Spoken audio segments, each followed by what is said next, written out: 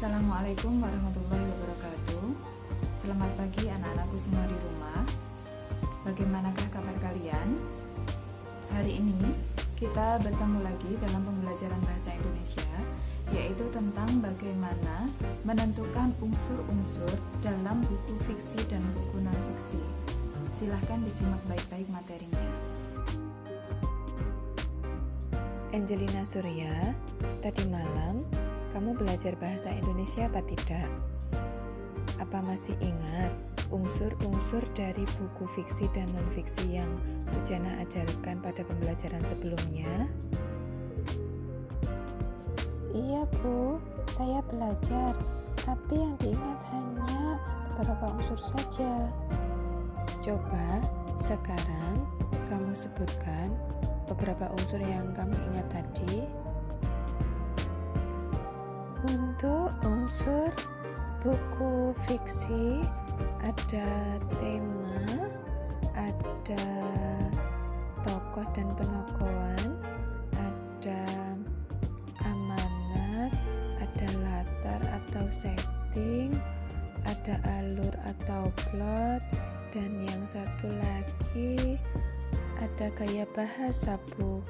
Tapi untuk yang unsur buku non-fiksi saya lupa Bu. Tidak apa-apa, sudah bagus. Untuk unsur-unsur yang lain, mari kita pelajari bersama ya. Baik anak-anakku sekalian, hari ini kita akan belajar tentang buku fiksi dan non-fiksi, namun langsung pada unsur-unsur buku tersebut. Unsur yang pertama kita pelajari adalah unsur buku fiksi. Yang nomor 1 yaitu tema. Tema merupakan ide pokok cerita.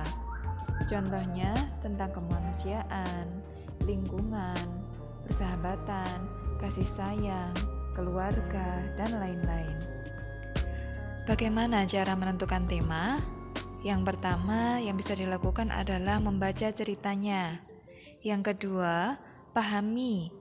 Kalau perlu, bacalah berulang-ulang. Yang ketiga, temukan masalah yang dihadapi tokoh utama. Nah, biasanya temanya berkaitan erat dengan permasalahan tokoh utama. Masih ingatkah kalian cerita nyamuk penyelamat pada pembelajaran sebelumnya? Masalah apakah yang dihadapi tokoh utama pada puncak konflik?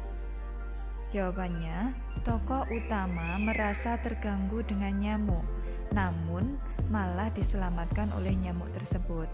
Jadi, dapat diambil kesimpulan, tema dari cerita nyamuk penyelamat adalah pahlawan tak diundang. Unsur kedua adalah tokoh dan penokohan. Tokoh merupakan pelaku cerita, sedangkan penokohan adalah gambaran watak, sifat, atau karakter yang diberikan oleh pengarang pada tokoh-tokoh cerita. Nah, pada cerita nyamuk penyelamat kemarin, tokohnya ada 3, yaitu Pak Dirjo, Pak Ahmad, dan Ujang. Pak Dirjo berwatak protagonis. Memang pada awalnya dia mempunyai watak penggerutu, namun pada akhirnya Pak Dirjo sadar bahwa perbuatannya itu salah. Sedangkan Pak Ahmad merupakan tokoh tritagonis atau penengah beserta Ujang. Karena dengan perkataan mereka berdua, Pak Dirjo menjadi sadar bahwa sifatnya yang penggerutu itu tidaklah benar. Unsur ketiga adalah latar atau setting, yaitu keterangan tentang tempat, waktu, dan suasana cerita. Latar atau setting dari cerita nyamuk penyelamat kemarin, tempatnya berada di sebuah rumah Pak Dirjo di lereng gunung dan di warung. Adapun waktunya yaitu musim hujan dan suasananya yaitu sepi. Unsur keempat yaitu alur atau plot adalah jalan cerita atau rangkaian cerita. Alur dibagi menjadi 3. Yang pertama alur maju, menjelaskan masa kini ke masa depan. Yang kedua alur mundur, yaitu menjelaskan masa kini ke masa lampau. Yang ketiga adalah alur campuran, menjelaskan masa kini ke masa lampau, kembali ke masa kini atau ke masa depan. Nah, untuk cerita Nyamuk Penyelamat kemarin menggunakan alur maju karena menceritakan Pak Dirjo yang tinggal sendirian, kemudian Pak Dirjo ke warung mencari obat nyamuk dan rumahnya terkena longsor, kemudian yang terakhir adalah Pak Dirjo tinggal bersama Ujang. Unsur nomor 5 yaitu sudut pandang. Merupakan cara pandang pengarang dalam menyajikan tokoh-tokohnya. Sudut pandang dibagi menjadi dua, yaitu sudut pandang orang pertama. Pengarang menggunakan kata ganti aku, saya dalam menuliskan ceritanya. Untuk yang kedua adalah sudut pandang orang ketiga. Di sini pengarang menggunakan kata ganti dia, nya, atau nama orang dalam cerita. Nah, sudut pandang dalam cerita Nyamuk Penyelamat kemarin menggunakan orang ketiga karena dalam cerita pengarang menggunakan kata nama orang yaitu Pak Dirjo dan ia sebagai kata gantinya. Di bawah ini merupakan contoh kutipan teksnya yang menunjukkan sudut pandang. Untuk unsur buku fiksi yang terakhir pasti sudah tidak asing lagi bagi kalian, yaitu amanat, merupakan pesan yang disampaikan pengarang kepada pembaca. Nah, dalam cerita Nyamuk Penyelamat kemarin, amanatnya adalah jangan pernah menghina ciptaan Allah karena pasti memiliki manfaat, dan juga jangan mudah menggerutu dan berbanyak bersyukur. Unsur buku yang kita pelajari berikutnya adalah unsur buku non-fiksi. Unsur buku non-fiksi pertama yaitu prakata.